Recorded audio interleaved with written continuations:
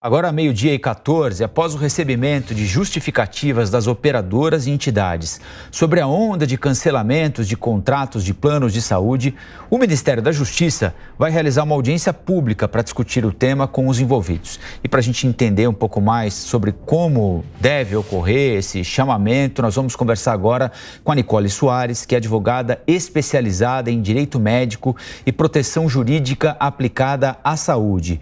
Nicole, boa tarde, muito obrigado pela entrevista. Boa tarde, eu que agradeço a oportunidade de estar aqui com vocês. Nicole, há 2 meses, mais ou menos, um pouco mais, um pouco menos, o Congresso, a Câmara, ameaçou uma CPI para investigar esses cancelamentos unilaterais por parte dos planos de saúde, deixando especialmente aquelas famílias que precisam de tratamentos contínuos sem o atendimento necessário. A presidência da Câmara, por meio do presidente Arthur Lira, anunciou um acordo com as operadoras que prometeram não fazer mais isso, restabelecer contratos que tinham sido indevidamente cancelados. As coisas melhoraram de lá para cá ou continuam iguais? Na verdade, esse movimento que tem acontecido no setor de saúde é reflexo da discussão sobre como essa legislação que prevê o funcionamento dos planos de saúde, das operadoras, né, de planos de saúde, está estabelecido. Então, essa questão de melhorar é muito mais uma análise que precisa ser feita ponto por ponto, acontecendo por circunstâncias diferentes. E a grande questão é que a gente ainda tem na lei a possibilidade de que esses cancelamentos sejam feitos de maneira unilateral, sem uma justificativa vinculada ao comportamento desse beneficiário, né? Então, apesar das pessoas terem uma perspectiva de que isso não é legal do ponto de vista de como está previsto em lei mesmo, existe isso na legislação. É possível que isso seja feito, mas nota-se que o beneficiário, o consumidor, ele entendeu que não faz sentido, né, que essa legislação continue dessa forma, e aí nascem essas discussões, os problemas que acabam indo para o judiciário e que está tomando uma proporção tão expressiva que acabou indo para o próprio Senado, para os deputados, porque, de fato, a solução disso passa por uma revisão dessa lei.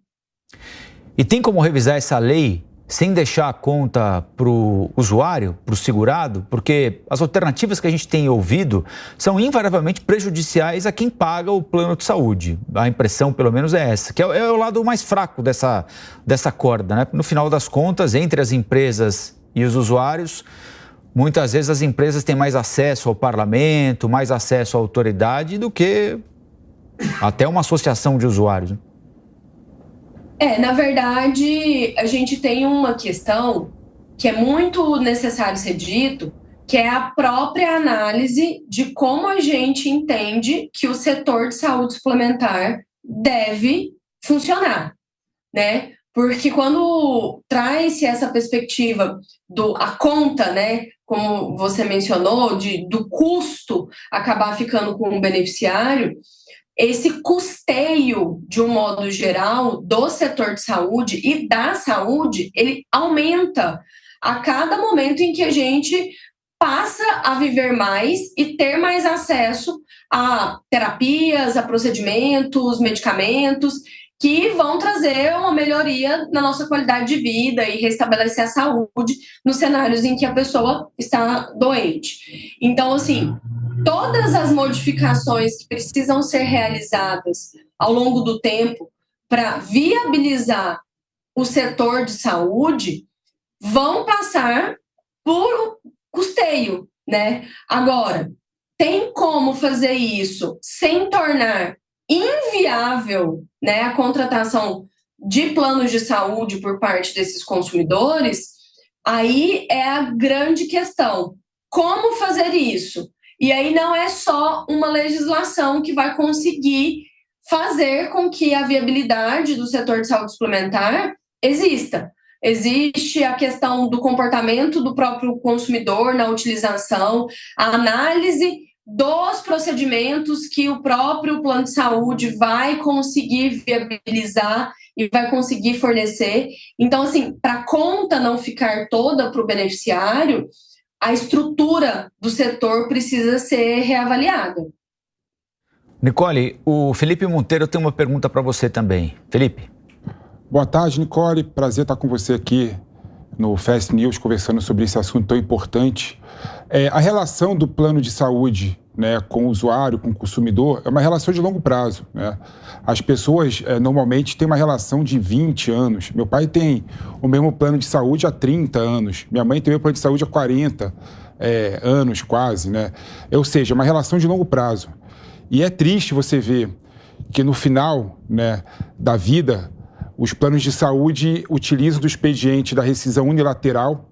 O usuário pagou desde o comecinho, quando era novo, né, quando era jovem, quando utilizava menos o plano de saúde. Aí, no final da vida, quando precisa mais do plano de saúde, recebe uma cartinha de rescisão unilateral. Eu queria saber, sobre o aspecto do usuário e do consumidor, o que o consumidor pode fazer para se proteger desse cancelamento unilateral? Existe algum tipo de instrumento, algum tipo de caminho administrativo na justiça que ele possa atuar?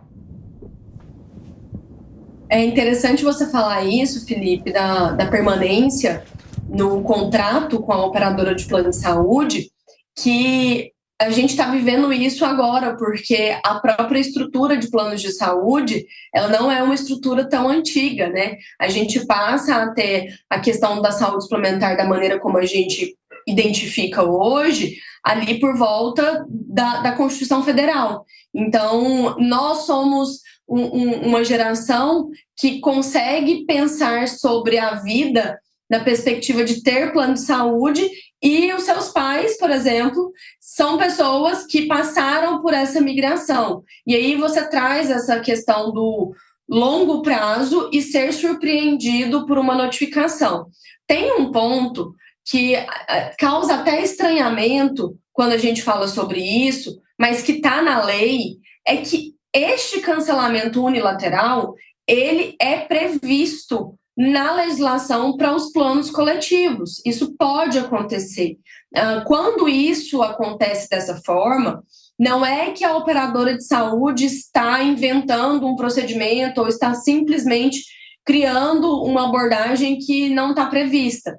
Mas, a partir do momento em que a gente passou a utilizar o plano de saúde nesse longo prazo e a gente se vê diante dessas circunstâncias, fica claro que há um descolamento ali entre o que a legislação prevê e o que o beneficiário precisa. Então, assim, quais são os caminhos quando uma situação dessa acontece?